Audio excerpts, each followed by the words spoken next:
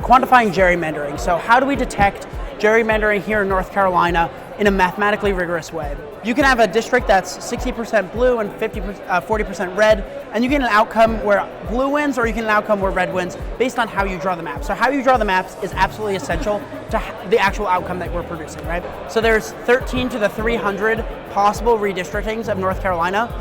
For context, there's 10 to the 80 atoms in the universe.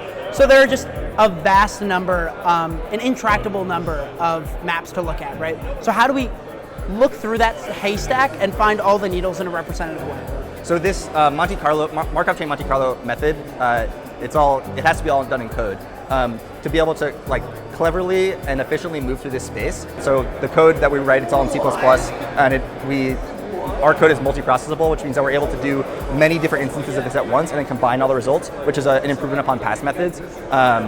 So yeah, the sampling is really tough, but it's pretty complex and all computational how we're doing it. Basically, it dilutes the will of the people, so that as the will changes, because of this giant gap, you see very little effect in the result of the elected seats. After we generate these tens of thousands of maps, we want to be able to show is the current enacted map an outlier in a sense? Through a variety of analyses, we eventually do produce a representative sample of the space. It takes a lot of tuning, a lot of hard work, and it's actually quite difficult. But in the end, we do successfully, by using a method called stratified sampling, produce a relatively, what we believe is a representative sample of the space of possible redistrictings of North Carolina. And so that kind of produces our final graph here. It's kind of the conical image of gerrymandering and produces what we call the signature of gerrymandering.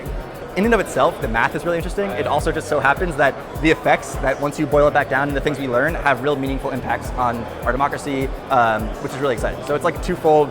It's rewarding in two senses, right? The math is interesting in and of itself, but we also get dual benefits in that it's meaningful.